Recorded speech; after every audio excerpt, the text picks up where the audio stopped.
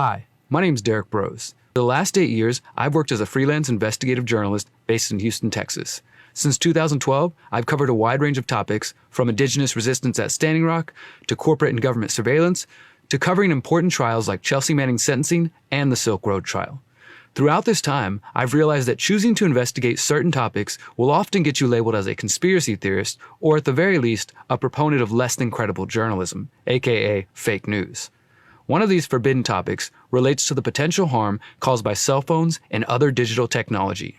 Over the years, I've seen articles discussing the dangers of radio frequency radiation and electromagnetic fields. Again, I noticed that these studies never made the mainstream headlines or the 24-hour cable news cycle. And even if the news had reported on this information, would it have made a difference?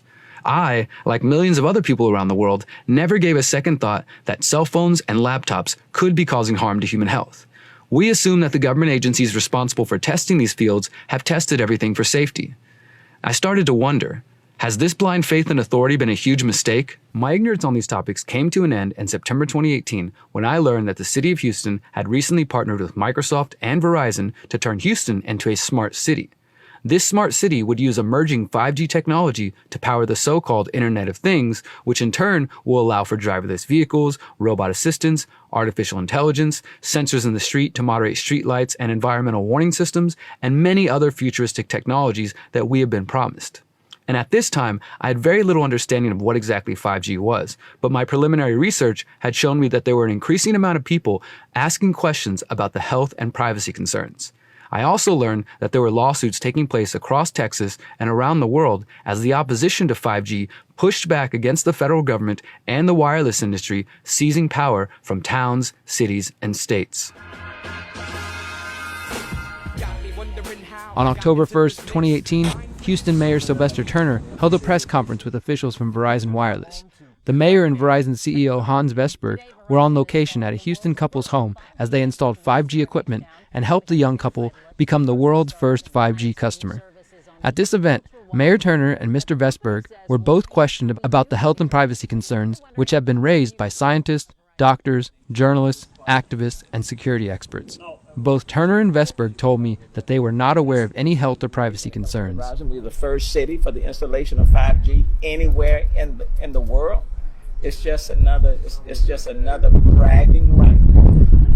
Okay, New York can't say it, LA can't, Chicago, Philadelphia, Atlanta, DC, but we can say it in the city of Houston. Mayor Turner, as far as moving forward with innovation and, like you said, wanting to be the first, has anybody stopped to look at any studies related to potential health effects of increasing the amount of small cells in the city, as well as privacy concerns that the American Civil Liberties Union and others have put out concerns regarding the push towards smart cities?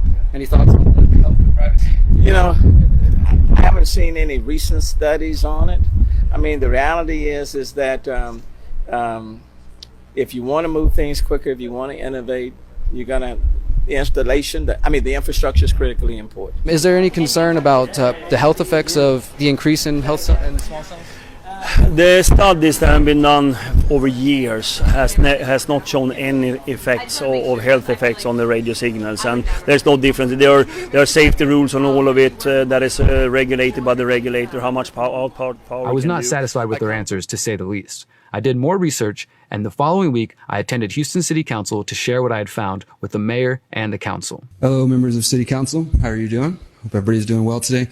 Some of you know who I am. For those who are unfamiliar, I'll just introduce myself briefly. My name is Derek Brose. I'm a journalist here in the city of Houston. I work for KPFT 90.1. I have a radio show Monday afternoons, and I work for the local news as well. I've emailed each of you, including the mayor, the last 3 weeks in a row, including this morning, related to the implementation of 5G technology here in the city. I'm hoping those didn't go to your spam folders and maybe somebody saw them, but if not, please do check your spam folders. I sent one this morning, and last week I was able to talk to the mayor a little bit at the unveiling of the world's first 5G customer here in the city of Houston. And the mayor expressed a desire to move forward, that the city wants to be number one. We want to be number one before New York, before Austin, before all these kinds of things. A lot of pride in moving the city forward with the implementation of 5G and all that it might bring, all the new technologies. However, what I've been sending to you guys in emails is the fact that there are a number of privacy and health concerns related to the rollout of 5G technology. This visit to council was followed by another. Just going to touch base on where we left off. I think 2 weeks now, I was talking to you guys about the 5G technology rollout. And another. There are many people asking questions, including scientists, doctors, researchers. And another. I attended the Houston Tower Commission meeting yesterday, where there was an appeal for a 5G tower that is going up in the 3rd Ward, where members of 3rd Ward have put together a petition trying to stop this tower because it's 35 feet away from someone's home. We've also talked with members of Tanglewood who've come here and spoken out about towers near elementary schools. We've talked with folks from Sharpstown to Acres Home, Montrose, all over the city who are concerned about the placement of the towers, some for aesthetic reasons, some for health reasons, others just generally not sure they want them in their neighborhoods. Thank you. Derek, thank you for showing up today, because this is something that does need to have a light shine upon it. These videos gained more than 900,000 views on YouTube alone, leading activists from around the world to reach out to me and encourage me to keep going. And I'm really concerned, I think, with what it's, the people talking about the schools today are worried about the mayor and city council's close connection to certain industries and certain groups and how that might influence an issue. And I really, Mayor, after all this time of asking you face to face and asking the head of Verizon, the fact that you got awarded the 5G Wireless Champion Award in September 2018, I would hate to believe that that has anything to do with why you won't respond to any questions about 5G, why you haven't discussed the safety or lack of safety related to small cells, and why Houston is just marching forward, partnered with Verizon to implement 5G without giving the people of the city anything. You're not offering us anything. Can you say conclusively that it's safe? Can you say conclusively that we will still have privacy once 5G goes live? Or are you just concerned with being the first and making sure we have driverless cars and all these different things that you've talked about in interviews? Again, you were awarded the 5G Wireless Champion, so I would expect you to know something about what you were being given an award for. And just invite each of you to check your emails, check your phone calls, because people are emailing you, people are contacting you, and we need something from you guys. Otherwise, at least I just want to make sure that I keep coming here and putting it on record that you guys are ignoring the questions that people have. And in the future, if there are lawsuits for people getting cancer, getting illnesses, or other concerns, you guys will be held accountable. Your time has expired. Thank you. And I do support 5G. Thank you. Do you have anything to say about the safety, the health aspects of it, Mayor? Councilmember Christie. I was also featured on local news discussing the concerns around the 5G rollout. I confronted the mayor of Houston for his close ties to the wireless industry and ignoring the concerns about 5G. The mayor ran away from my questions at city council and on 3 different occasions in public. How you doing, Mayor? Hey, man. When are we going to get to sit down? When are we going to get to sit and talk down? I want to ask you a real... I already know what you want to ask me. Well, come on then. Then answer it. You know the question. You don't got to touch it, brother. Because you're the 5G wireless champion. Come on. Isn't that what they gave you? The award? The CTIA? The cellular industry gave you the 5G wireless champion award? And then you won't even answer any questions at city council. It's so funny. The people of Houston are concerned about privacy and health, and you're the 5G wireless champion, and you won't even listen to them. It's hilarious. Don't touch me, sir. Don't touch me. It's hilarious, Mayor Turner. I'll see you at city council. You can keep laughing. People of Houston are paying attention. Don't touch my equipment. Now they ignore me at city council. That's the problem. That's why I'm running. Due to the response from the mayor and the city, I ran a campaign for mayor of Houston calling for a moratorium on the installation of any more 5G towers until further studies are conducted. I'd like to give Houstonians a voice on a number of other issues that are not typically discussed in Houston. This includes police surveillance, the current 5G rollout, which is highly controversial to many Houstonians, as well. Over the last year, my research has involved interviewing health and privacy experts and uncovering the truth about the race to 5G. What I have learned is that the industry known as Big Wireless is colluding with the Federal Communications Commission to create a false demand for 5G in total disregard for the health and privacy concerns, and all the while using the rollout to strip away local power. I offer the conclusions of my research in the hopes that the public will question and oppose the promises of the 5G Trojan horse.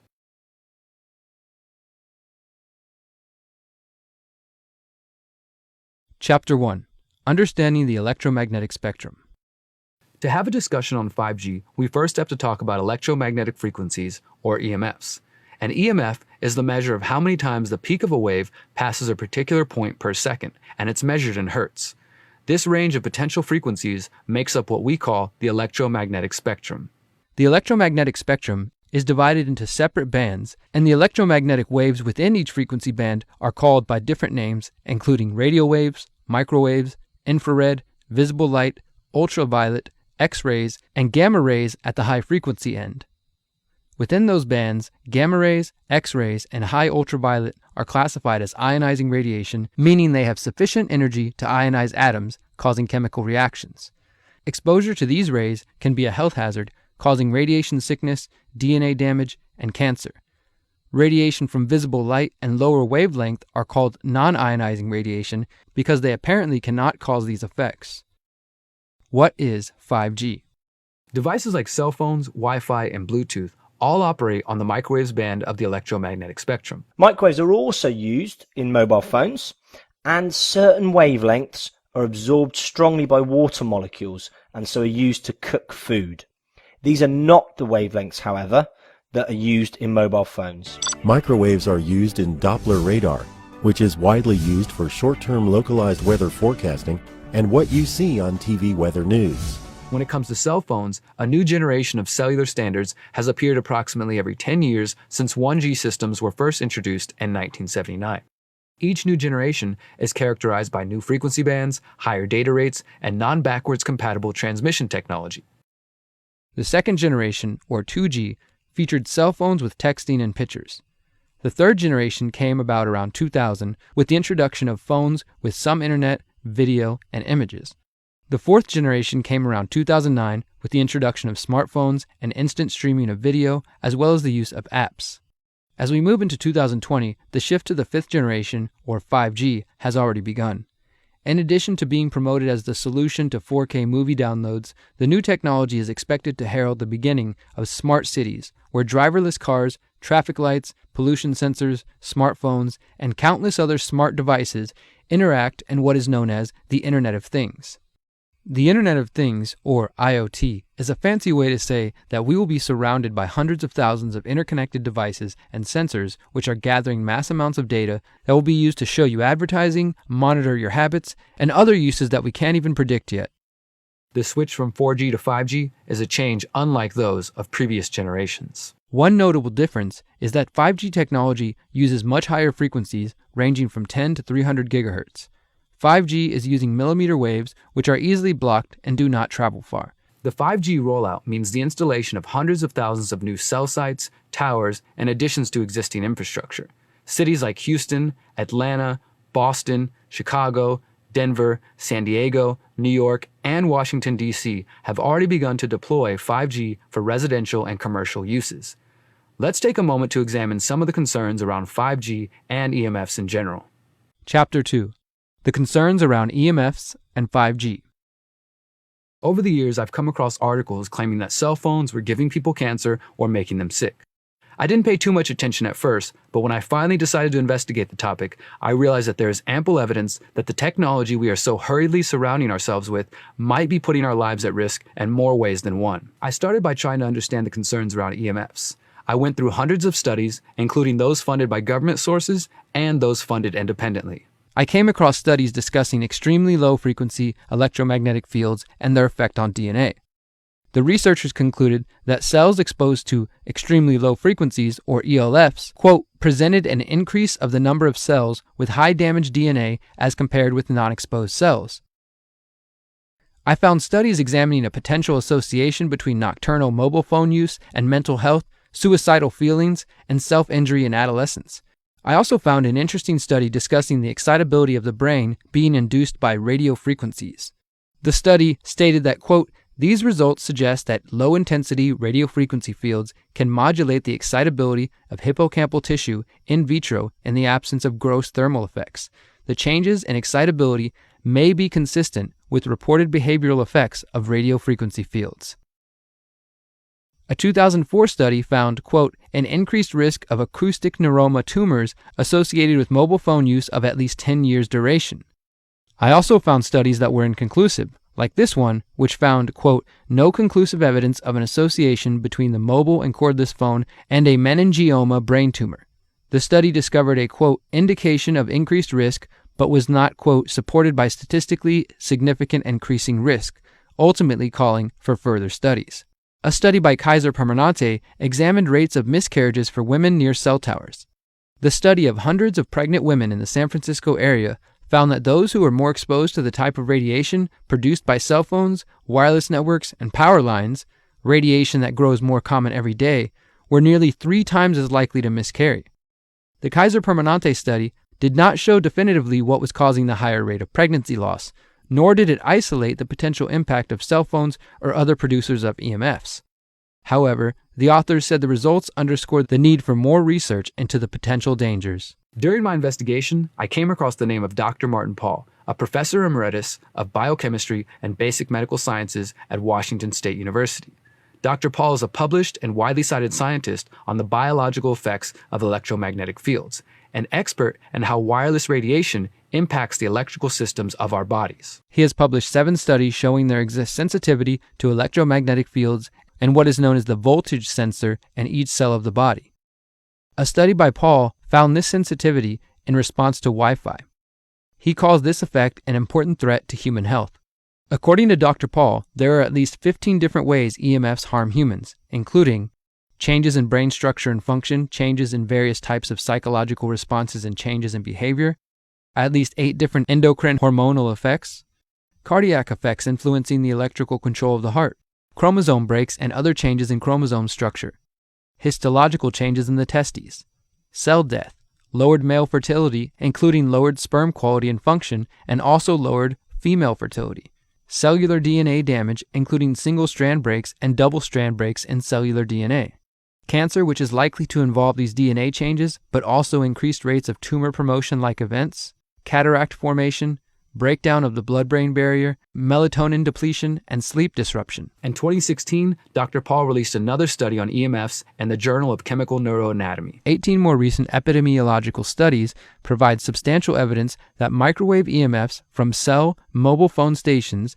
excessive cell mobile phone usage, and from wireless smart meters can produce similar patterns of neuropsychiatric effects. Lesser evidence from 6 additional studies suggests that shortwave, radio station, occupational, and digital TV antenna exposures may produce similar neuropsychiatric effects. Among the more commonly reported changes are sleep disturbance, insomnia, headache, depression, depressive symptoms, fatigue, tiredness, concentration, attention dysfunction, memory changes, dizziness, irritability, loss of appetite, restlessness and anxiety, nausea, skin burning or tingling, and EEG changes.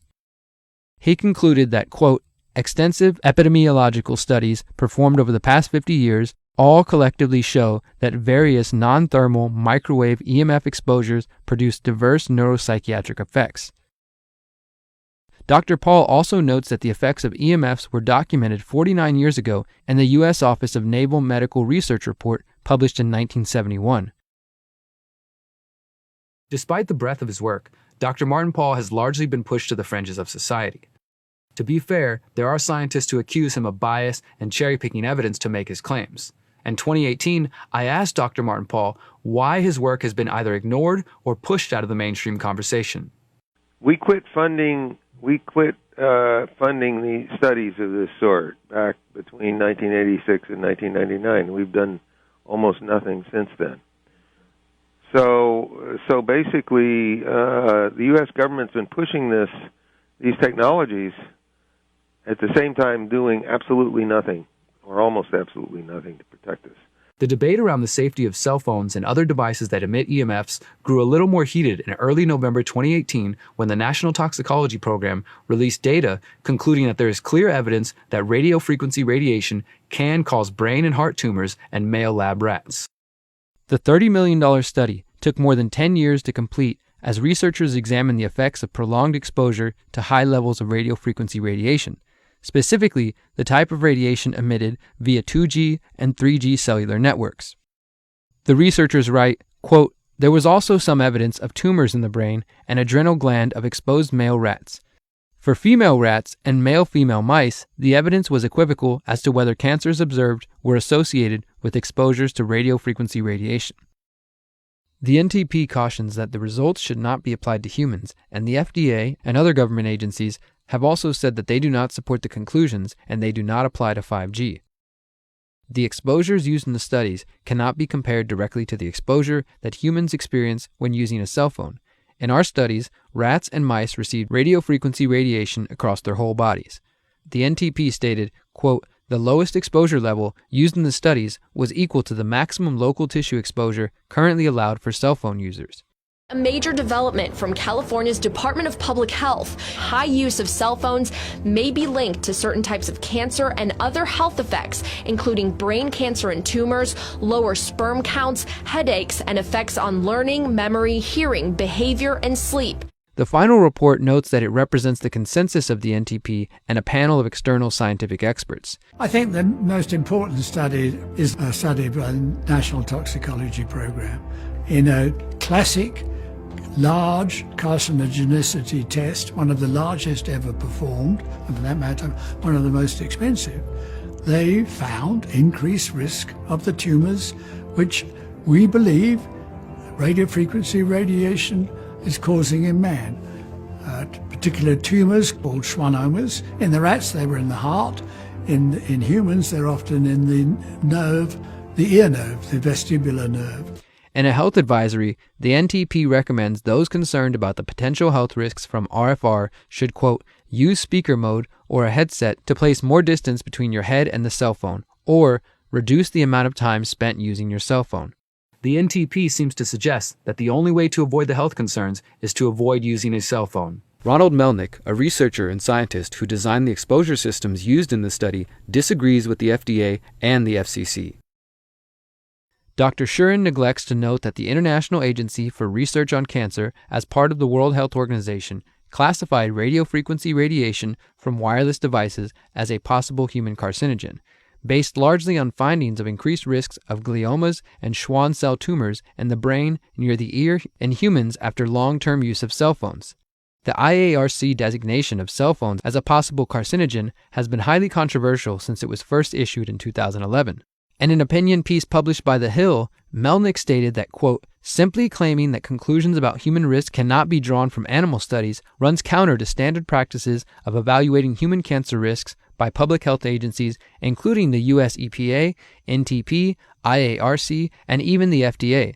Every chemical known to cause cancer in humans is also carcinogenic in animals when adequately tested." In an interview with Josh Del Sol of Take Back Your Power, Dr. Melnick elaborated on the problems he sees with the U.S. regulatory agencies. Approximately $30 million was invested to see if cell phones cause cancer at levels at or below the allowable levels, right, in rats. And the answer is that there was a significant increase in schwannomas of the heart and gliomas in the brain, and then they just dropped it. So, I mean, I guess I want to ask the question, like, why do you think? Now we're getting into speculation here, and we know that Harvard, ethics department has written about the FCC's, being controlled by industry, but the FDA, we've heard in other conversations various things about them, but like, what's actually going on, and how significant of a thing is this, Ron, that the study was done, it showed cancer, and then they just dropped it? Help us to frame this here. Well, I can't tell you why they decided as such. All I can say is that they decided at this point, or as far as I know, not to do anything about this. This information was actually available in 2016 when the NTP released some of the partial findings because of the potential impact of these findings on the general population. The tumors in the heart and tumors in the brain were known in 2016. It could be that they don't want people to think that their cell phones pose a cancer hazard. Maybe they have other reasons, and I can't say whether or not the industry is having an influence. That is certainly a possibility. But it seems to me that from a public health perspective, what you'd want to do is understand the risk, quantify it, and do something about it. Promote precautionary principles. Even more recently, an August 2019 investigation by the Chicago Tribune found that currently available models of cell phones are already exceeding the safety limits set by the FCC. This means that the cell phones being used by millions of Americans are exposing them to dangerous levels of radiation. There is clearly sufficient evidence to warrant a mass warning to consumers of electronic devices, yet we are met with silence from health professionals and mainstream corporate media. But what about the health concerns around 5G? 5G is an emerging technology that hasn't really been defined yet. From what we currently understand, it likely differs dramatically from what we studied. Consequently, I believe that new wireless technologies, including 5G, should be adequately tested before their implementation leads to unacceptable levels of human exposures and increased health risks. Additionally, hundreds of scientists from around the world have signed the so-called 5G Appeal, a statement calling on a global moratorium on 5G. We, the undersigned scientists and doctors, recommend a moratorium on the rollout of the fifth generation 5G for telecommunication until potential hazards for human health and the environment have been fully investigated by scientists independent from industry.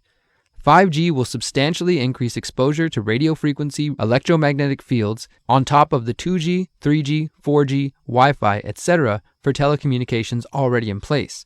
Radio frequency electromagnetic fields has been proven to be harmful for humans and the environment.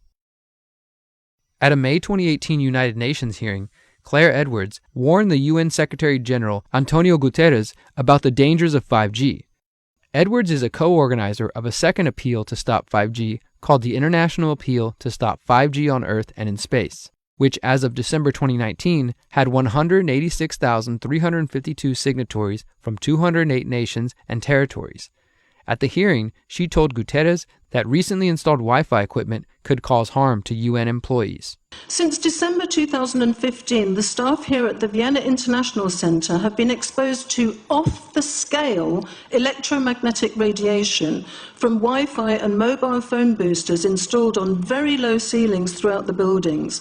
Current public exposure levels are at least 1 quintillion, that's 18 zeros, 1 quintillion times above natural background radiation, according to Professor Olle Johansson of the Karolinska Institute in Sweden.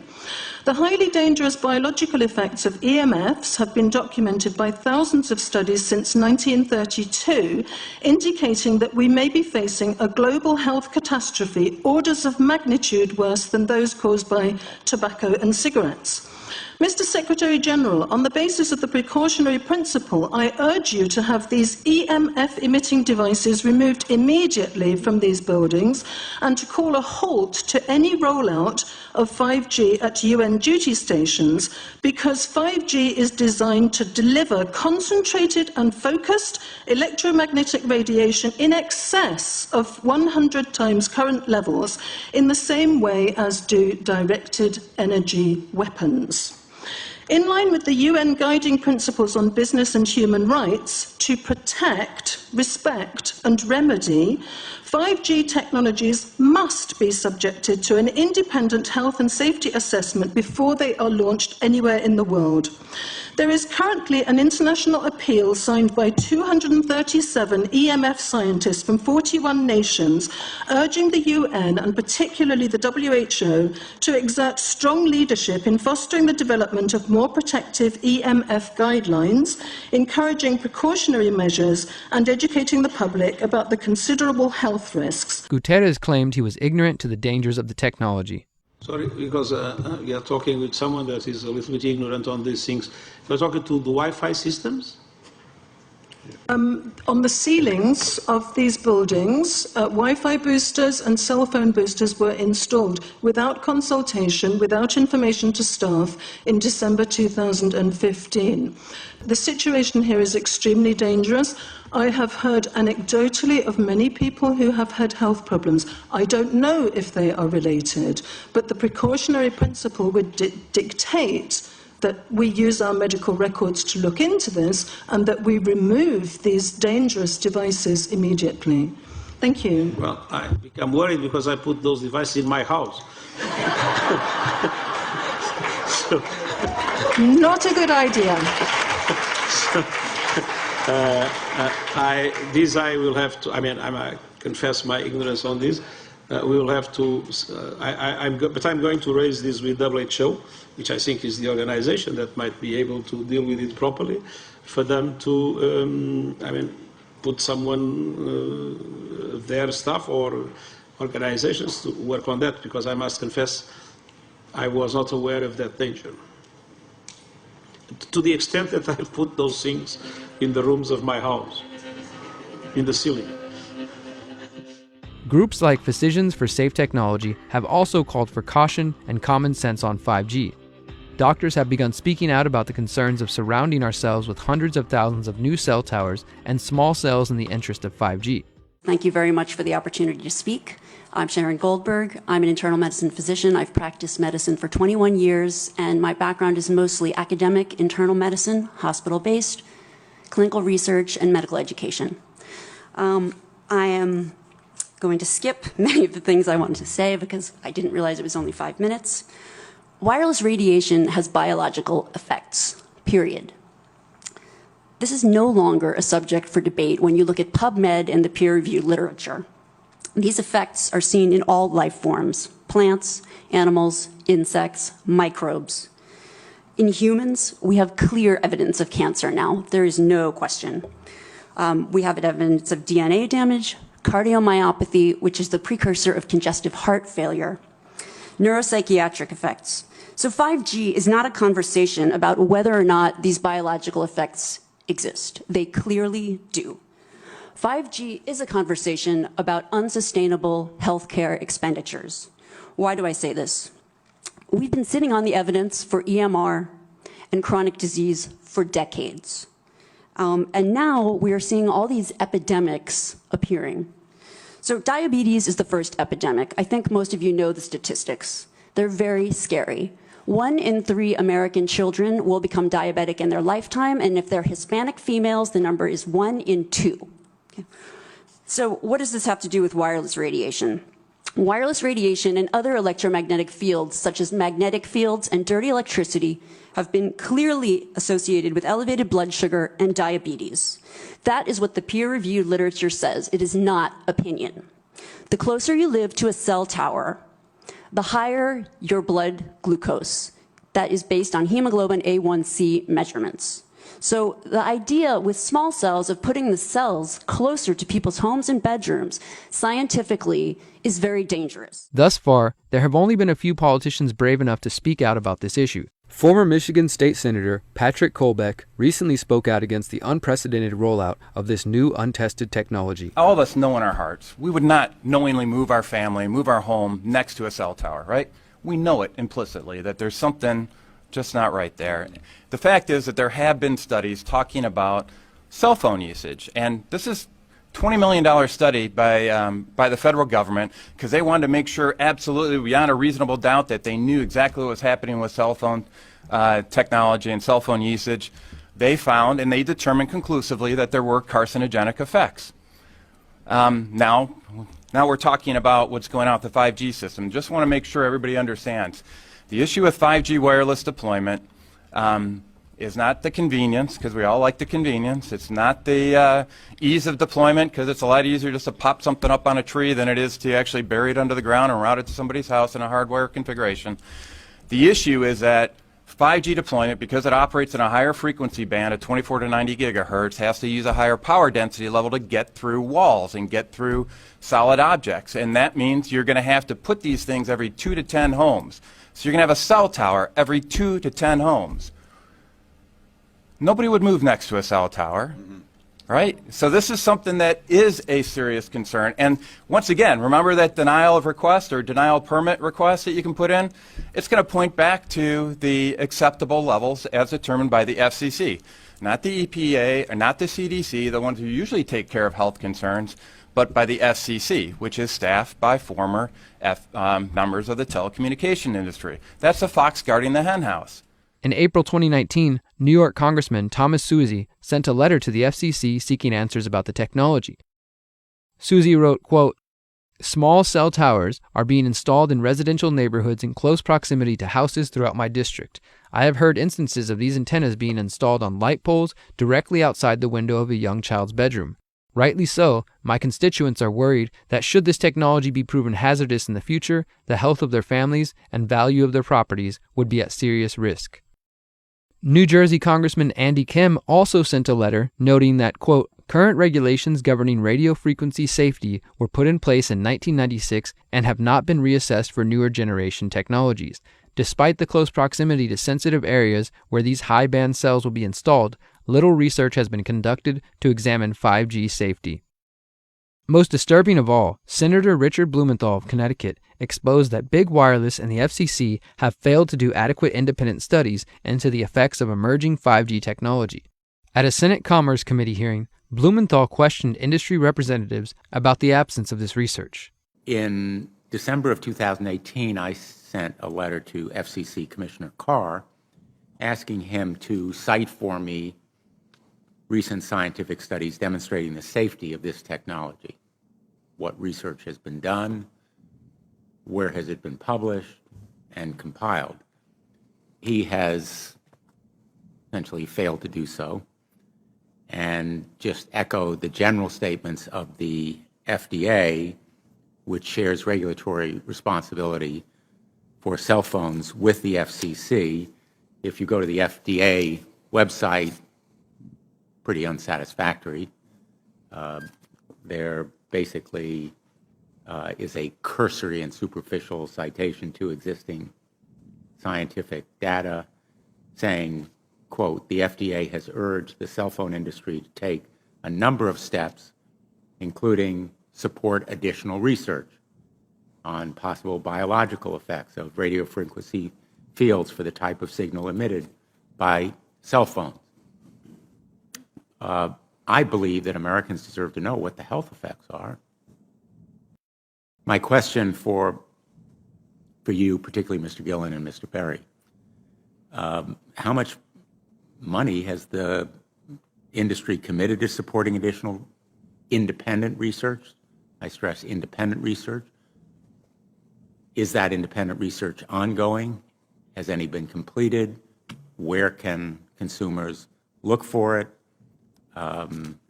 And we're talking about research on the biological effects of this new technology. Thank you, Senator. I think, thank you for your focus on the issue.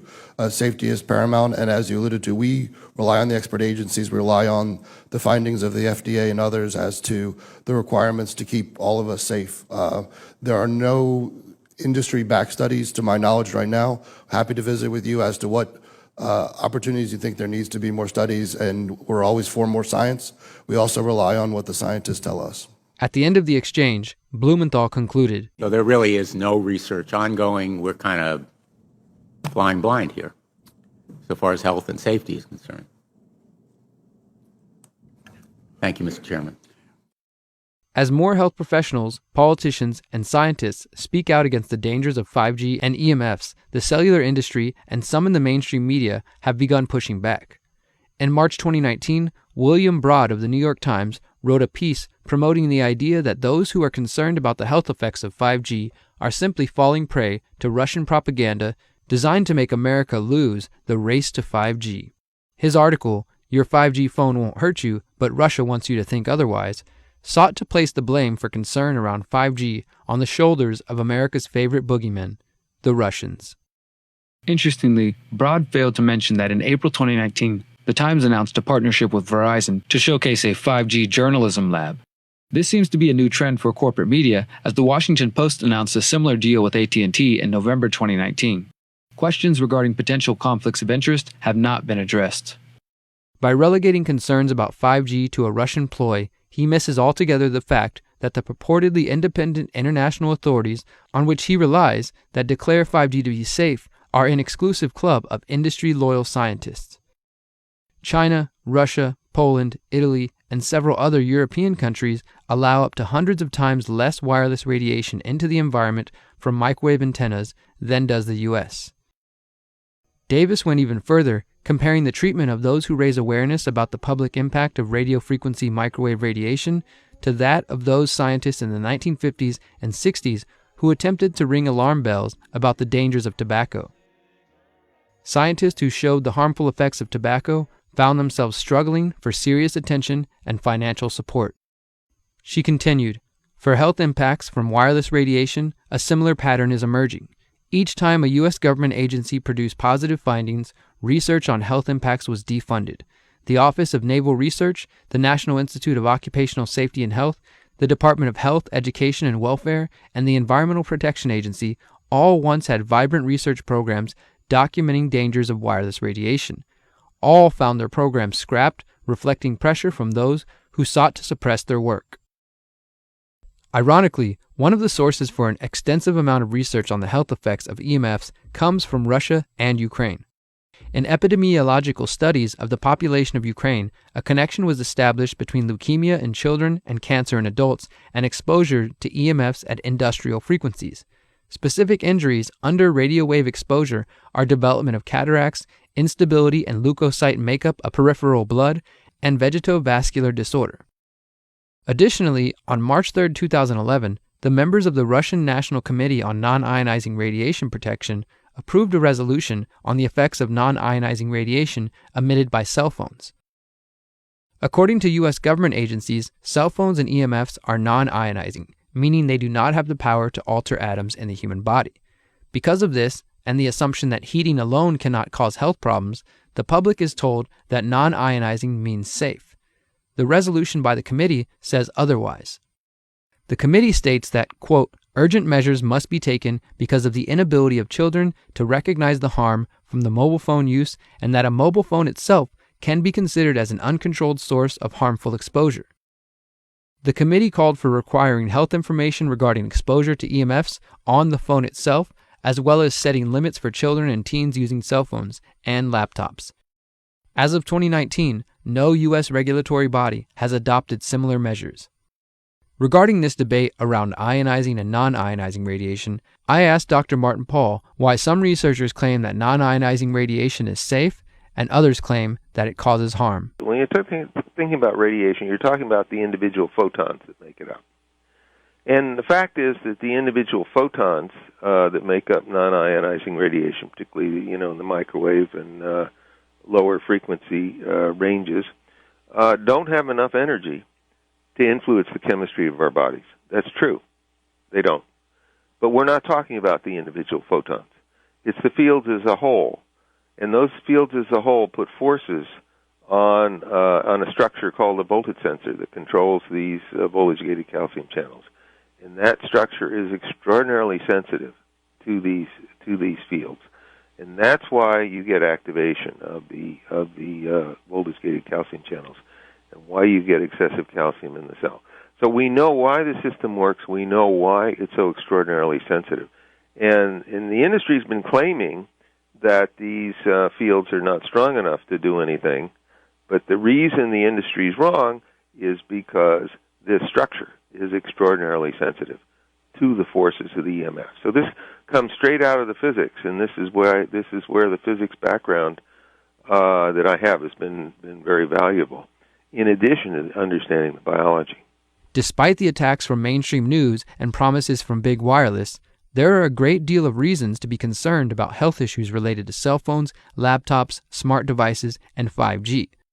Now, to be fair, there are of course scientists and researchers who say that the claims of health problems associated with EMFs are exaggerated and unfounded. The proponents of EMFs claim that the opposition is cherry-picking evidence to make their case.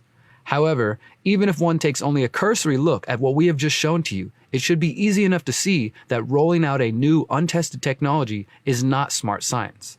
At the very least, we must encourage public officials to exercise the precautionary principle and do further testing before rolling out 5G. Smart city or surveillance city? Cancer and other health issues are not the only concerns being raised by the critics of 5G and the Internet of Things.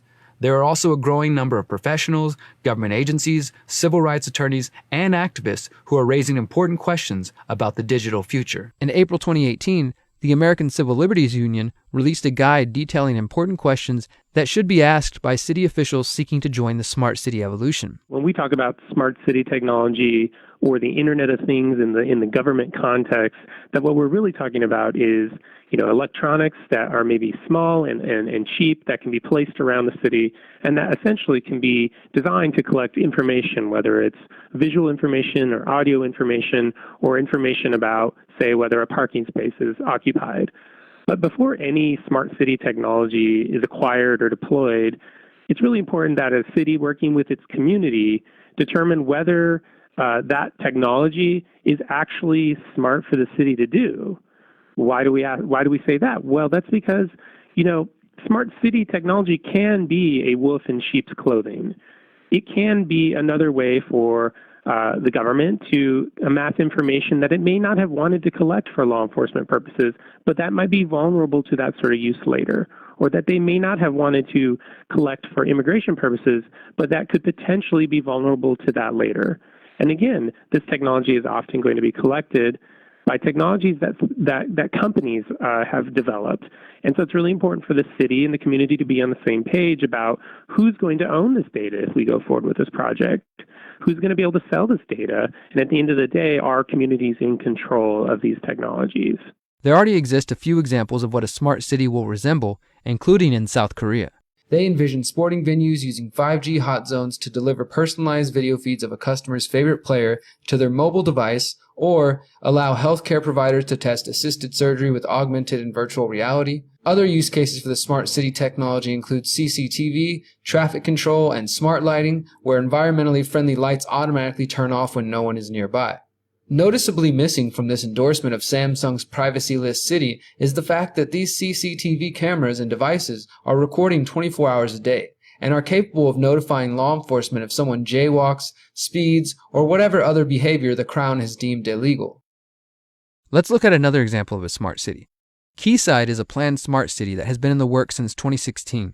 Located on 12 acres of waterfront property southeast of downtown Toronto, Canada, Quayside represents a joint effort by the Canadian government agency, Waterfront Toronto, and Sidewalk Labs, which is owned by Google's parent company, Alphabet Inc. Sidewalk Labs claims Quayside will solve traffic congestion, rising home prices, and environmental pollution. There are even plans for housing developments and a school within the smart city.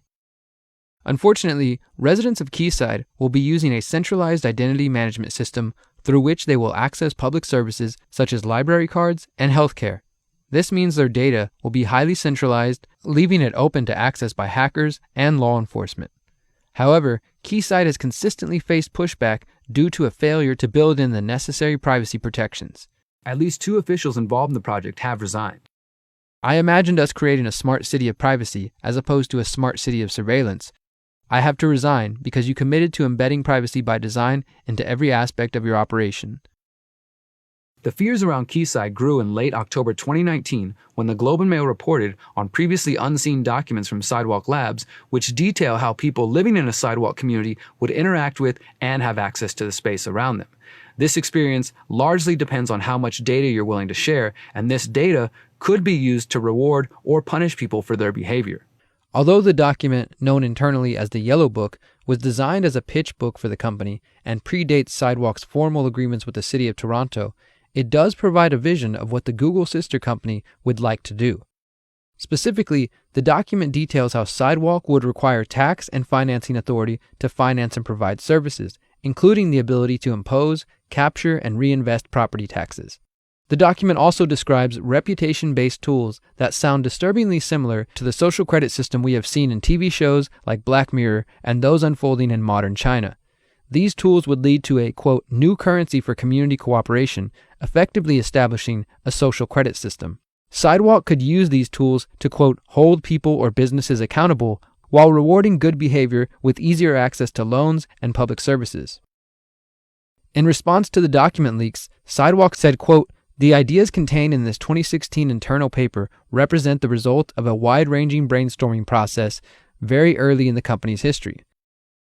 Perhaps due in part to the pushback against privacy invasions, in November 2019, Sidewalk Labs released a 482-page digital innovation appendix stating that none of Quayside's systems will incorporate facial recognition and that Sidewalk Labs won't sell personal information or use it for advertising. Sidewalk Labs says it will require explicit consent to share personal information with third parties.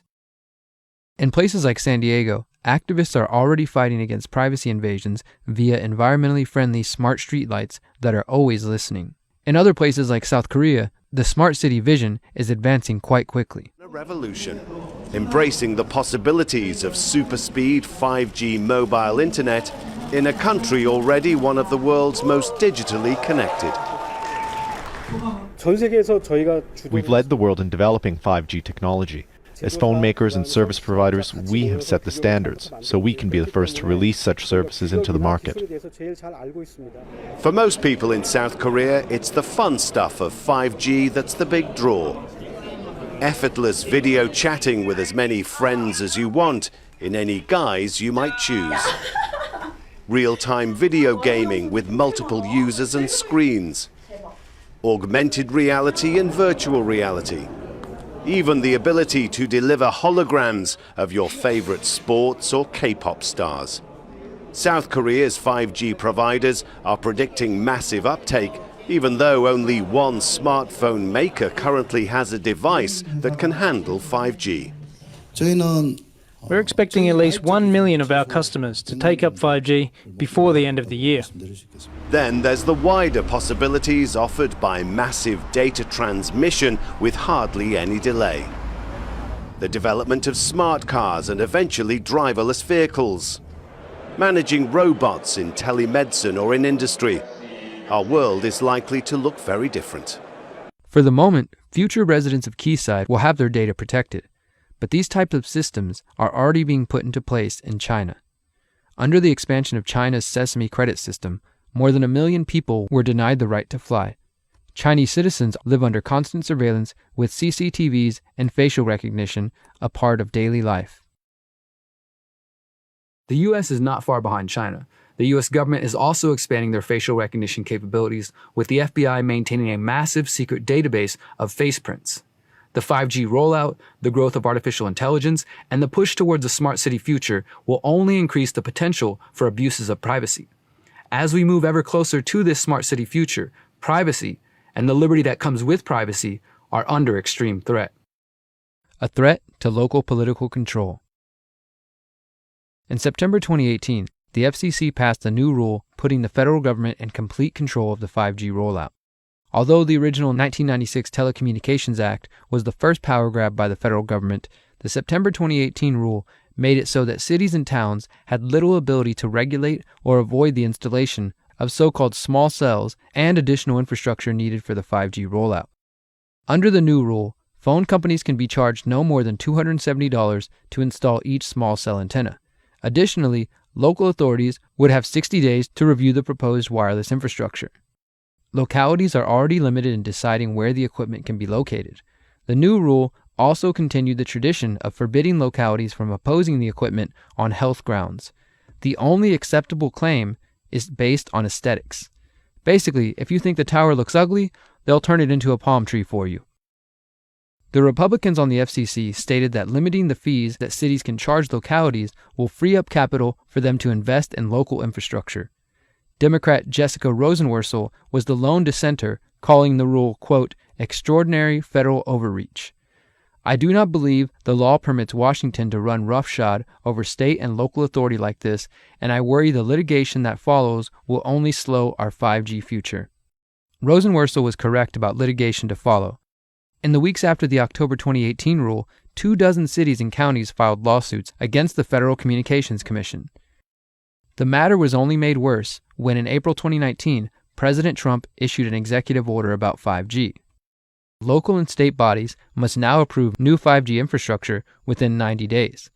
The Trump administration also initiated a cap on the fees local governments can charge telecom companies wanting to install 5G technology. The FCC has also taken action to streamline the permitting process for 5G infrastructure with state and local governments. That's a big deal. It takes too long to get permits. We're going to free that situation up, and we're going to put limits, and the local areas are going to listen to us very, very strongly. They have a big incentive to do that. They must now approve new physical infrastructure within 90 days instead of many years. It can sometimes take 3, 4, and 5 years. We're going to put a limit of 90 days. And there is now a cap on the unreasonable fees local governments often charge. They get greedy. They think, hey, we can really take advantage, and it ends up that everybody gets hurt. So we're putting a cap on those fees. These changes will contribute greatly to building high-speed networks across America, and it's going to happen very quickly, very, very quickly. The pushback against the usurpation of local power by the federal government and the big wireless lobby can be seen clearly in the town of Danville, California. Back in March 2019, the Danville Town Council voted 4-1 to block a permit for a 5G small cell installation by Verizon. During the meeting, Danville Mayor Robert Storer stated that the vote was an effort to stand up to the federal government and telecommunications companies like Verizon.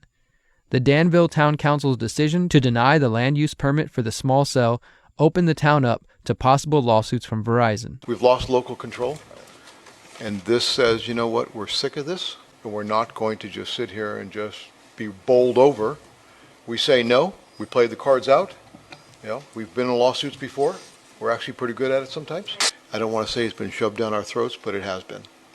We've lost complete local control, or we're losing so much of it. This, if nothing else, just puts us in a position that says, you know what, we're a little tired of this. If you're going to come to the town of Danville, don't make this room full of people that are angry, you know, because our job is to protect the town of Danville. And, you know, we may be spending some money here, and I'm okay with that.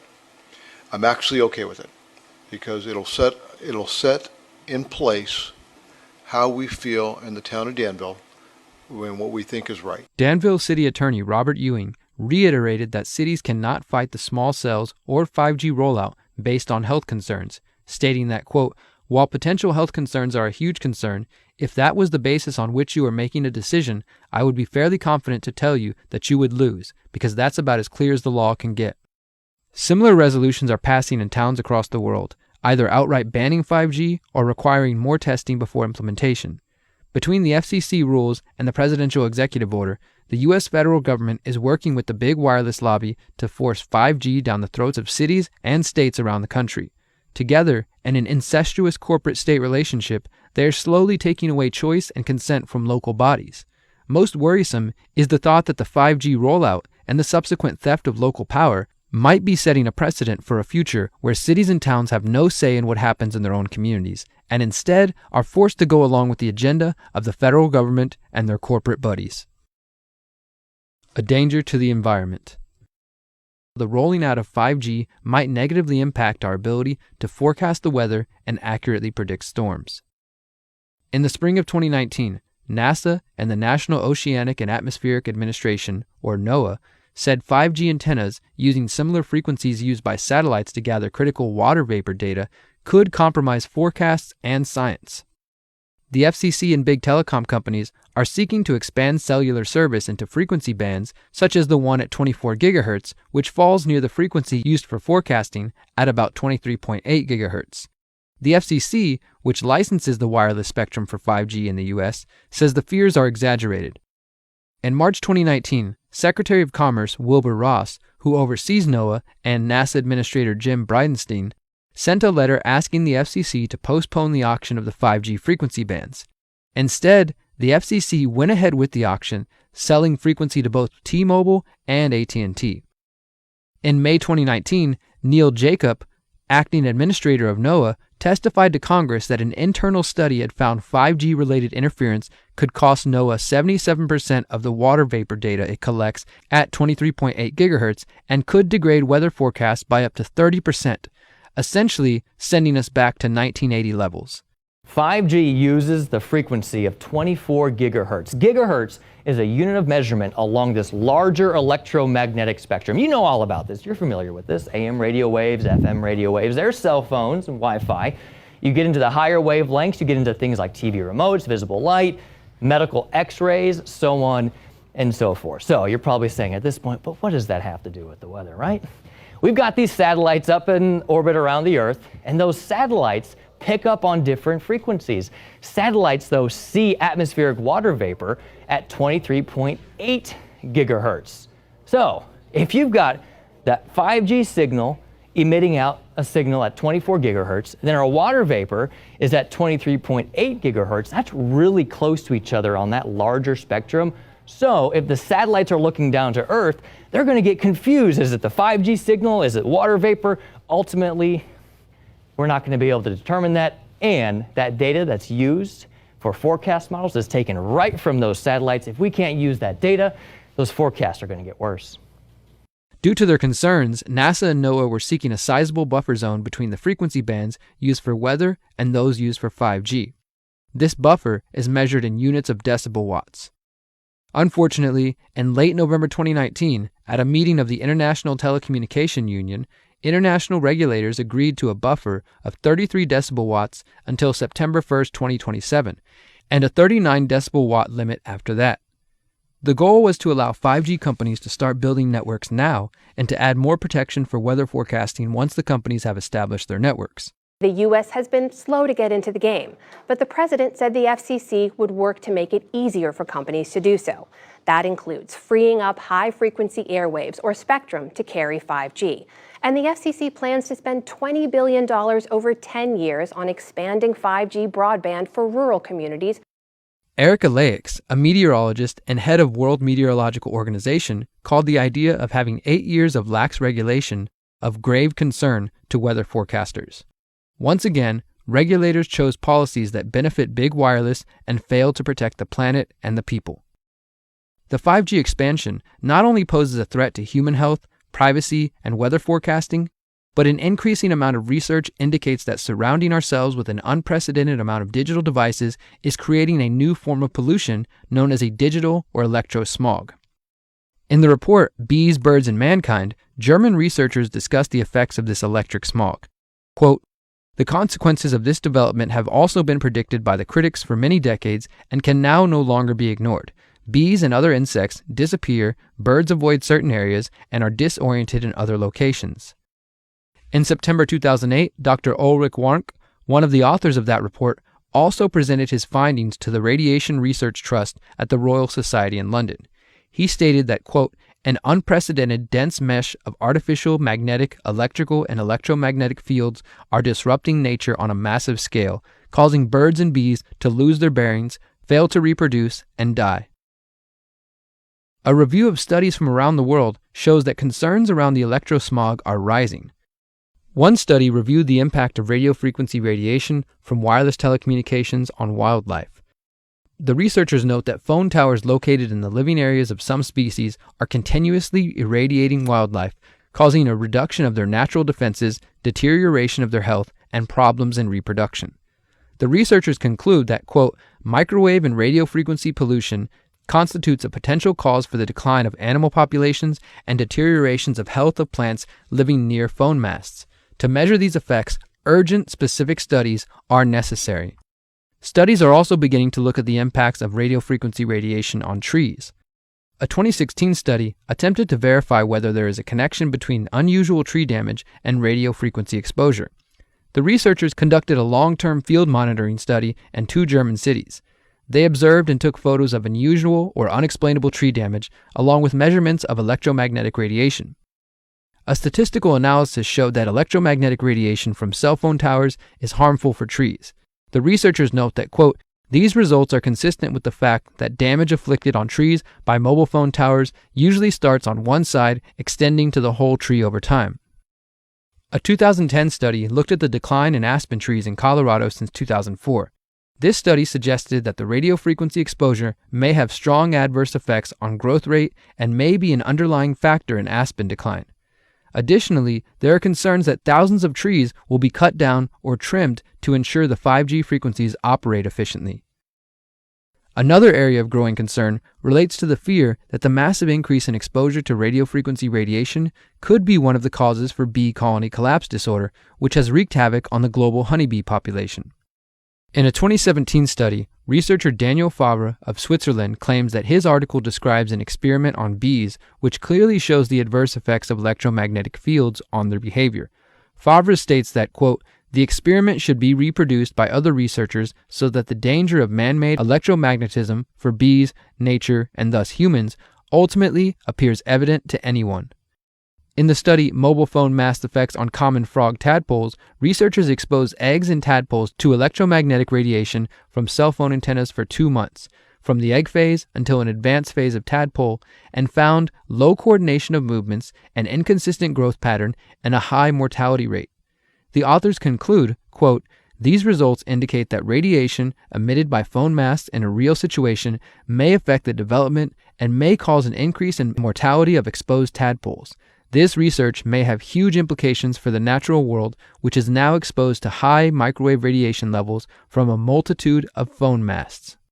Ajit Pai is the chair of the FCC, and he joins me now. Welcome to the NewsHour. Thank you for having me on. So I want to ask you about what one of your Democratic colleagues on the FCC had to say about our efforts to get into 5G. She said, so far we've done more harm than good. She cites the president's tariffs on 5G equipment, says the White House has been alienating security allies. We need to expand that network. How do those things hamper your ability to build and grow the network? I respectfully disagree. If you look at some of the independent observers, they believe that the United States is in the lead when it comes to 5G. For example, Cisco recently put out a report suggesting that North America, led of course by the United States, would have twice as many 5G connections as Asia by 2022. That same month, ABI Research said flatly that the United States is in the lead in 5G. Last week, CTIA pointed out that the United States will have 92 deployments of 5G in the United States by the end of 2019, which is almost twice as many as any country in the world. And just on Tuesday, a report came out that was reported in Bloomberg, pointing out that 5G-related job listings in the United States have increased 12% just over the last 3 weeks. So these are objective indicia of the fact that we are in the lead in 5G, but we want to maintain that lead, and that's part of the reason why I was at the White House today to announce 2 new initiatives. Well, deployment is one thing, but consumer... But to those willing to do the homework, it becomes clear. There is ample evidence of negative impacts as a result of radio frequency radiation associated with cell phones, Wi-Fi, and likely 5G. In fact, in 2018, the European Commission's Scientific Committee on Health, Environmental, and Emerging Risks released a statement on emerging health and environmental issues, which clearly outlined the need for more independent research. Under Section 4.4, Potential Effects on Wildlife of Increases in Electromagnetic Radiation, the report states, quote, "How exposure to electromagnetic fields could affect humans remains a controversial area, and studies have not yet yielded clear evidence of the impact on mammals, birds, or insects. The lack of clear evidence to inform the development of exposure guidelines to 5G technology leaves open the possibility of unintended biological consequences. These unintended consequences have the potential to affect human life as well as insects, birds, plants, and trees." Chapter 3: The Big Wireless 5G Takeover. As I continued my research and began presenting it to City Council and fellow Houstonians, I noticed there was often a reluctance to believe what I was claiming. Several times, I was asked something along the lines of, "How could something so dangerous be allowed on the market? Doesn't the government regulate this technology?" Once again, the trust of the authorities made people feel like they were safe from harm. Unfortunately, the research shows otherwise. But how could this happen? How can the U.S. government allow potentially hazardous products to be sold and used by millions of people? To understand this, we need to go back to 1996. That year, the Telecommunications Act was passed as an effort to update the law around communications technology as the internet was beginning to come into mass public use. The act was also seen as a way to limit the growing AT&T monopoly. Unfortunately, it was the beginning of further consolidation of telecommunications companies and a huge step towards eroding local power. The 1996 Act prohibits local jurisdictions from considering perceived health effects when taking an action on a proposed facility, such as towers or small cells. Instead, cities and towns could only regulate cell sites based on the aesthetics and location of the devices. Quote, "No state or local government or instrumentality thereof may regulate the placement, construction, and modification of personal wireless service facilities on the basis of the environmental effects of radio frequency emissions to the extent that such facilities comply with the Commission's regulations concerning such emissions.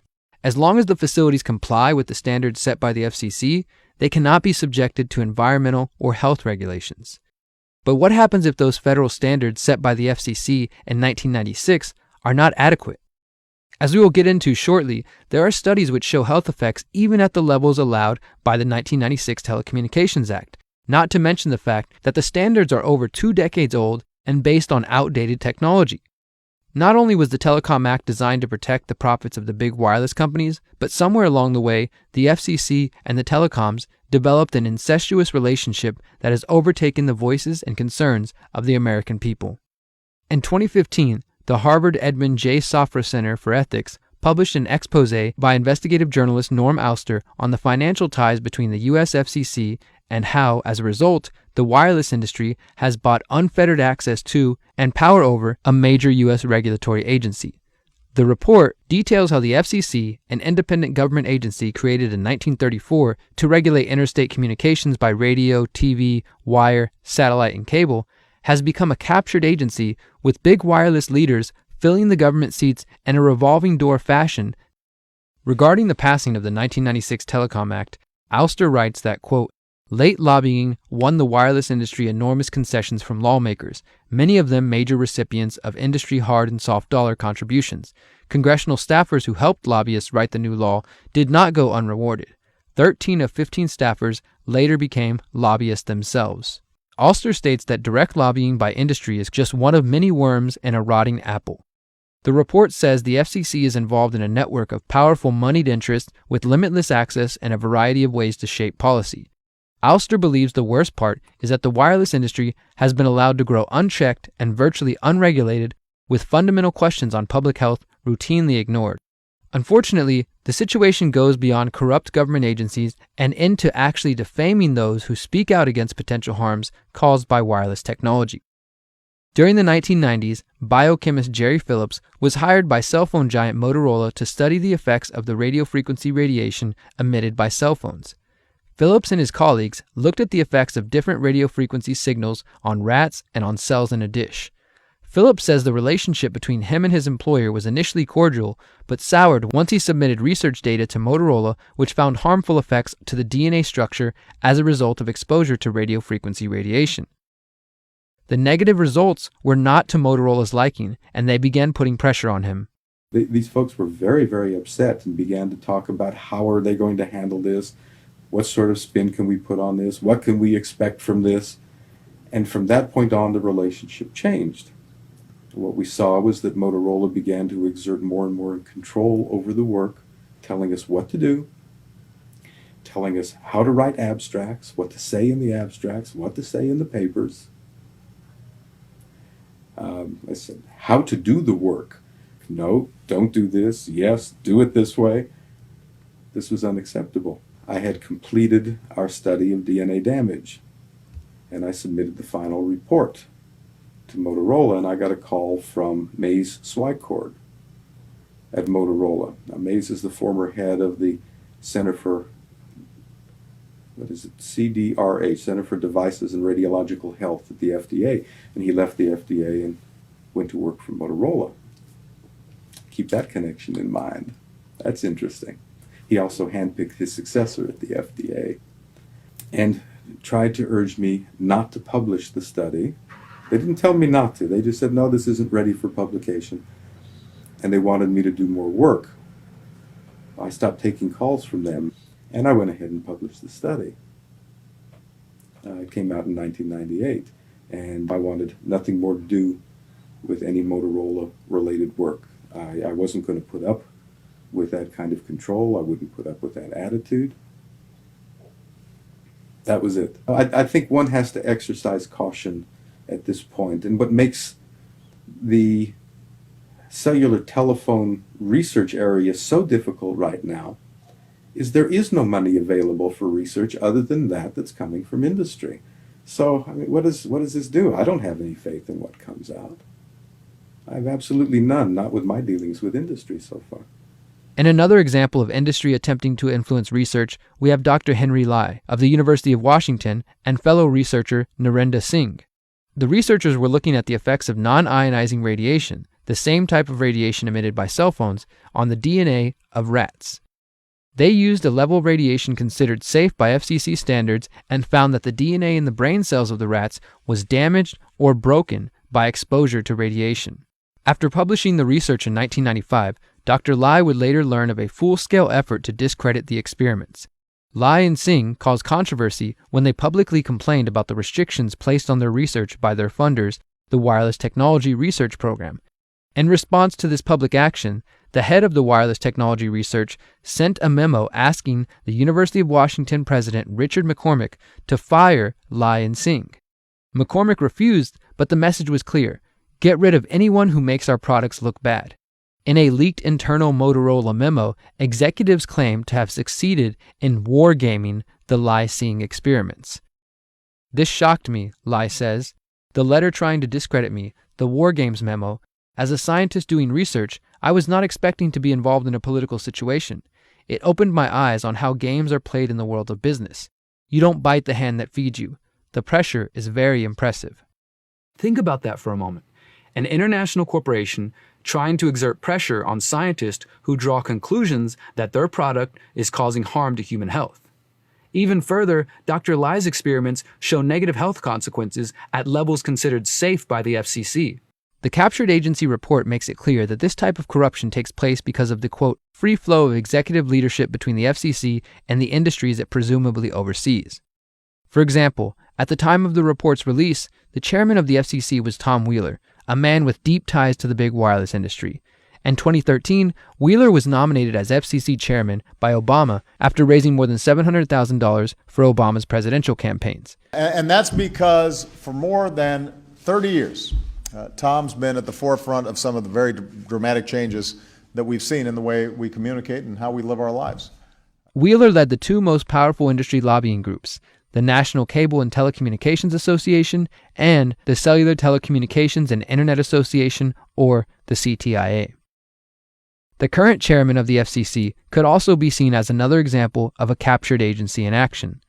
Ajit Pai, a lawyer and current chairman of the FCC, served as Associate General Counsel at Verizon Communications between 2001 and 2003, where he handled competition and regulatory matters. Pai was appointed to the FCC by Barack Obama in 2012 and then made FCC chairman by Donald Trump in January 2017. In conclusion, sorry, many people are still shell-shocked that I'm up here tonight. They ask themselves, how on earth did this happen? Well, moments before tonight's dinner, somebody leaked a 14-year-old video that helps answer that question. And in all candor, I can no longer hide from the truth. And so I might as well own it. Let's take a look.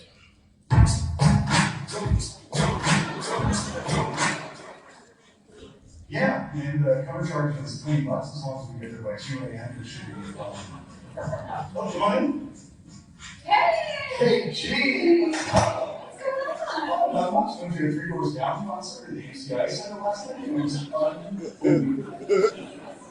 Oh, yeah, you don't blame UCI for more than 3 years. Oh, right. What's up? Okay. As you know, the FCC is captured by industry, but we think it's not captured enough, so we go out and plan. On plans, so what do you have in mind? We want to brainwash and groom a Verizon puppet to install a feature. That sounds awesome. I know, right? There's only 2 problems. First, this is going to take 14 years to implement. So we need to find something smart, young, ambitious, but dorky enough to throw this in. Whoa! There's another issue. We need to find a Republican who will be able to win the presidency in 2016 and appoint you to FCC chairman. I think our best bet is an outsider, but I have no idea who that could be. If only somebody could give us a sign.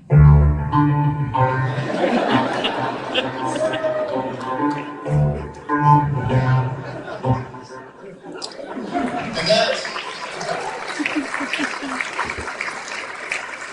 that's, ladies and gentlemen, is how I became chairman of the FCC.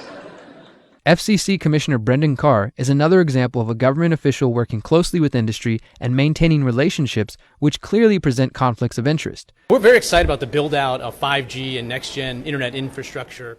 Carr is credited with accelerating the 5G build-out. Prior to joining the FCC, Carr worked as an attorney at Wiley Rein, where his clients were Verizon, AT&T, CenturyLink, CTIA, the Wireless Association, and the USTA, the telecom lobby. The Wiley Ryan law firm is a hotbed of activity for former government officials and industry regulars. One of the founders of the law firm is Richard Wiley, himself a former FCC chairman. On September 30th, 2019, Commissioner Carr and other officials were in Houston to discuss the future of 5G. How do you respond to those communities around the country who are fighting based on property rights or just different, pushback? What's the FCC position on that? We're very excited about the build out of 5G and next-gen internet infrastructure. And at the FCC, we've been really building on a lot of the policies that state and local leaders have been putting in place to make sure that every single community can benefit. It's really a great job story. It's a great story for economic growth. So we're really happy with the progress that we're seeing in building out 5G, both here in Houston and a lot of other communities around the country. What about those who have concerns, say, for example, Harvard, that put out the study about captured agency, that folks like yourself who've been lawyers and worked in the industry are essentially captured the regulators? This idea that the FCC can't be trusted to regulate 5G and cell phones and things of that sort because of not only yours, but Ajit Pai and others' industry connections. Yeah, we're really glad to see the growth in 5G. And one of the things that we've done at the FCC is build on the policies put in place by local elected leaders here in Houston. Texas, the state legislature put policies in place that help guide the way for 5G builds. So we're really excited with the progress that we're seeing by really taking the lead of so many of these local elected officials. No comment on the conflict of interest concerns? Thanks, man. Appreciate it. Good to talk to you. The following day, I was able to question Commissioner Carr for a second time, and once again, he avoided my questions. Mr. Carr, can I follow up with you on yesterday? Oh, I'm good, man. Thank you. All right, well, then we'll just do it this way. All right, so look, you have ties to the industry. We'll just be more blunt this time since trying nice doesn't seem to work with you guys. So you have ties to the industry. Thanks, man. You omitted those facts. This is not press. You're a public servant. You're walking the streets. So you've been with the FCC. You've worked with a law firm that defended the CTI, the people who organized this whole thing. The CTI gave the mayor the 5G Wireless Champion Award. I mean, essentially, this whole thing was just a big industry. There's not a single mention of lawsuits on the state level, on the federal level. I'm sure you're aware that there are cities in Texas that are suing right now because those are the stakeholders that are being ignored.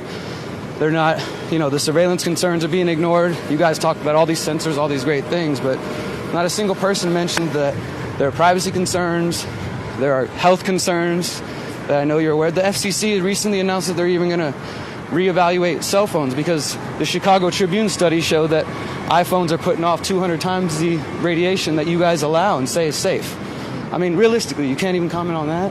Thanks, man. It's really good to see you again. Thanks for showing up at the event. Appreciate it. Of course I'm here, but I mean, I'm just saying people see you respond like this and it doesn't even seem like human. You can't even acknowledge or say a simple statement. But I guess that's what we should expect from the federal government. Much of this revolving door relationship between industry and government can be traced to the CTIA, the Cellular, Telecommunications, and Internet Association. Established in 1984, the CTIA claims to represent the U.S. wireless communications industry from carriers and equipment manufacturers. The CTIA, quote, advocates for legislative and regulatory policies at federal, state, and local levels that foster the continued innovation, investment, and increasing economic impact of America's wireless industry. CTIA is active on a wide range of issues, including spectrum policy, wireless infrastructure, and the Internet of Things, among others. They also host events on topics ranging from cybersecurity to 5G. The CTIA's board of directors includes the presidents, CEOs, and other senior officials of Verizon, Sprint, T-Mobile, Nokia, Ericsson, Intel, General Motors, TracFone, Easy Texting, and others. The CTIA's current president and CEO is Meredith Atwell Baker. Baker has spent the last 2 decades bouncing between lobbying for big wireless and working for the government. From 1998 to 2000, Baker worked as Director of Congressional Affairs at the CTIA. Afterwards, she worked for the U.S. government as an FCC commissioner between July 2009 to June 2011. She then went back to the CTIA, where she is now president and CEO in charge of promoting the so-called race to 5G. So what exactly is the race to 5G? If you've paid attention to any media or visited a cell phone store recently, you've likely heard of the buzz about 5G, and more specifically, the race to 5G. Geopolitically speaking, the race to 5G describes the ongoing rift between the US and China, a kind of digital Cold War where the two superpowers race to implement the next generation of cellular technology because of its potential for massive profit and massive data collection. The American media and President Trump have stated that Chinese company Huawei could use their 5G infrastructure to spy on Americans. Trump has called on federal officials and American companies to abandon Huawei equipment. This fear of Chinese spying using 5G equipment completely ignores the reality that the U.S. government has the same exact opportunity to pressure American companies to spy on the private data of Americans. The race to 5G could also be described as a clever marketing concept designed to sell consumers an upgrade they did not know they wanted or needed. Not to mention an upgrade that has sparked lawsuits and has many health and privacy concerns. As part of the ongoing race to 5G, telecom companies are promoting 5G as the solution for faster downloads and high-definition movie streaming. It's not immediately clear if the public is demanding faster downloads, but the telecoms, global governments, and the tech industry are pushing the shift towards 5G. While it is true that 5G has the potential to spur on innovation in the fields of medicine, manufacturing, entertainment, and other industries, there has not been a truly organic call for this emerging technology. It seems much of the hype around the 5G rollout is coming from the CTIA itself. Yes, the Cellular, Telecommunications, and Internet Association, the organization created to lobby explicitly for the wireless industry. The CTIA is big wireless. 5G is a race, and we must win. The sheer power of innovation in the US will come up with new types of services and applications that will ride on top of those networks. Mobile 5G, big opportunity. Video IoT, and a competition amongst cities to bring smart city to life. I think 5G is the biggest and most important evolutionary step in the history of wireless.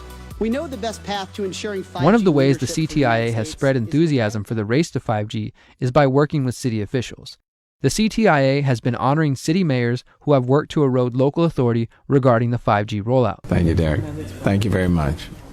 The 5G Wireless Champion Awards honor the state and local officials who, quote, bring next-generation 5G networks into communities and remove barriers to the deployment of next-generation wireless infrastructure.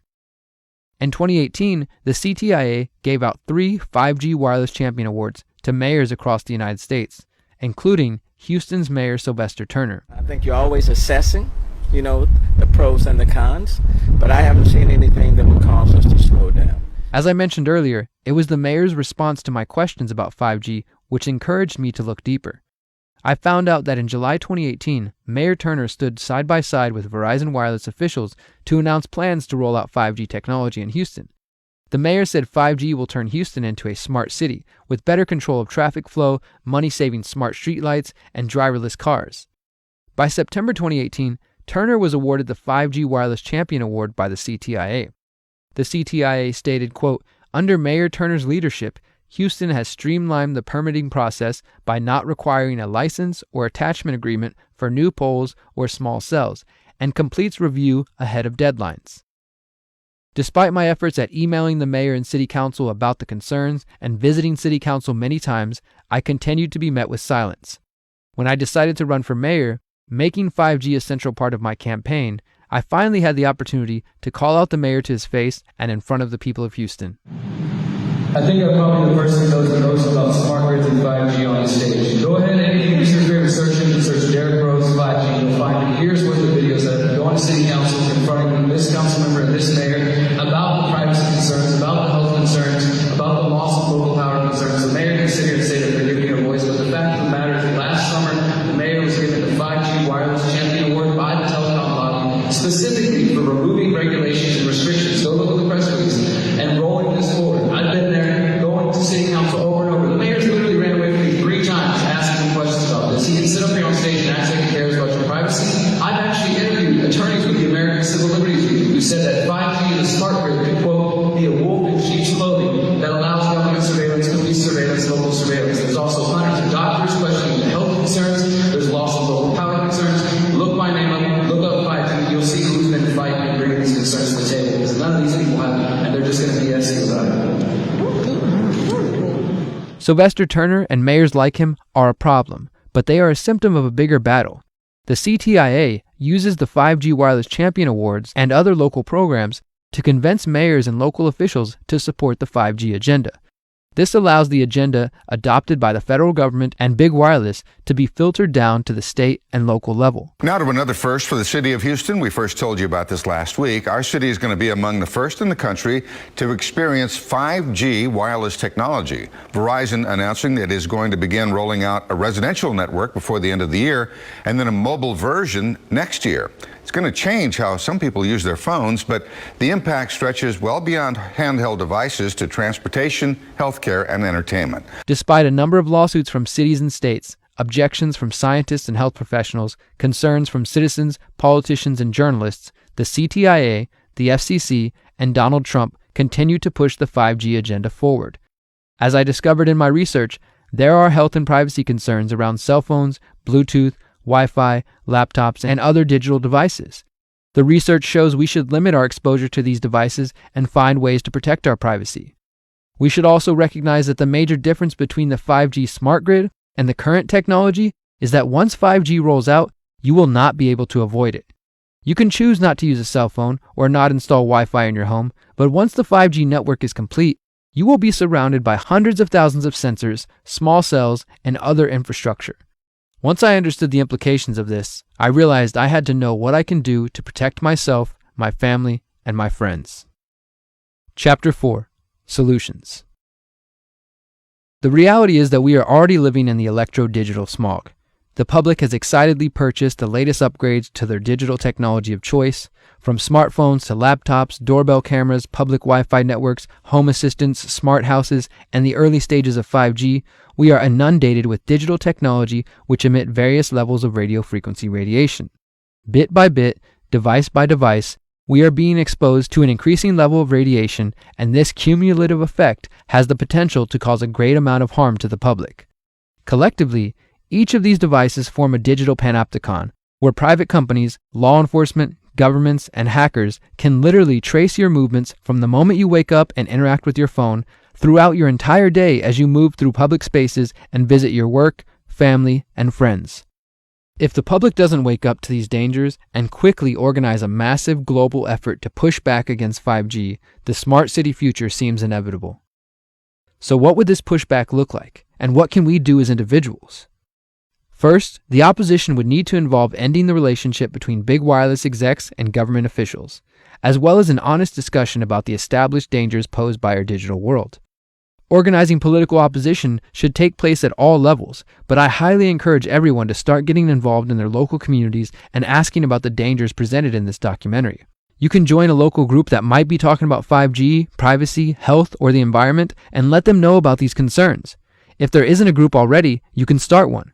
Pass out flyers at community festivals, farmers markets, concerts, and political events. You can host educational events at community centers and show this documentary.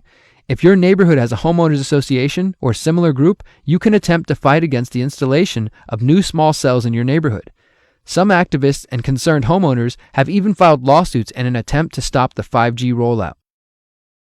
When it comes to solutions for protecting yourself in the meantime, remember that the National Toxicology Program's 10-year study recommends those concerned about the potential health risks from radiofrequency radiation should, quote, use speaker mode or headset or reduce the amount of time spent using your cell phone. Simply put, limiting your use of and exposure to these devices is the best solution available. I would recommend turning your phone on airplane mode when not using it, or simply turning it off when not in use. I know, it's a scary thought, but we will survive. I would also stop using Bluetooth headphones and stop using Bluetooth while driving in your vehicle. There are also companies producing devices which are supposed to be able to block or absorb the EMFs emitted by our devices. Do your research and see what works for you. Probably one of the most important steps to take is to stop falling asleep with your phone or next to your laptop.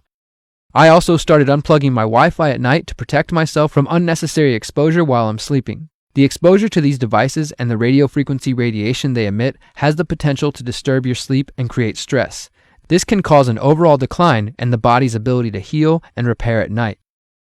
When it comes to your home or office, I recommend rewiring as much as possible using Ethernet cables for your desktop or laptop. This will allow you to remove Wi-Fi if you choose and drastically decrease your exposure. There are even options available to use Ethernet connections on your cell phone. There are also similar concerns regarding the smart meters which have been rolled out around the US. Do some research and find out if you can opt out of a smart meter in favor of an analog meter. Remember what I said about the difference between 5G and previous technologies? Once it's rolled out, you will not be able to avoid it while in public. No matter what you do in your house or with your own phone, if 5G is everywhere, there will be no way to opt out. I have seen researchers working on devices that could protect you in public by either repelling or absorbing the EMFs, and others have suggested clothing that can defend you, but for the moment, none of these seem adequate to protect you from the coming 5G smart grid. So after spending the last year diving deep into this topic, interviewing experts, and networking with other researchers, I have no doubt that 5G is being promoted under false pretenses. We won the race in 4G, and that's why all the innovation happens here in the United States. We've got 30 trials here in the United States, but China's got 100 trials going on this year. Japan and Korea are really racing to get it done for their Olympic commitments. Just like the Greeks bearing false gifts to the people of Troy, government officials and the big wireless industry are promising the people that 5G is a gift too good to pass up. As we have shown, there are numerous valid reasons to oppose the 5G rollout. Whether it's concerns about health, privacy, local power, or the environment, the government and the wireless industry need to answer our questions. Another thing, where's the media been during all of this? If I could dig up this information and gather these sources with my limited skills and time, why didn't the corporate media identify and report on the concerns about 5G? Thanks again for having me. Why did the New York Times and other compliant media outlets insinuate that opponents of 5G are simply victims of Russian disinformation? Instead of listening to the researchers speaking up and the people pushing back, the media stood silent. So all this begs the question, would consumers be so quick to embrace cell phones, Wi-Fi, and 5G if the wireless industry and their partners in government hadn't silenced critics and corrupted the science? If the public knew this information, would that change their minds? Does it change yours? The cold hard truth is that we have willingly accepted this technology. Yes, we have been lied to by the people we thought we could trust, but at the end of the day, the power is in our hands. We get to decide whether we surround ourselves with devices that threaten our privacy and our health. We must take responsibility for our own actions and remember to be skeptical of promises of convenience and utopia. As the saying goes, if it sounds too good to be true, it probably is. Thank you for watching.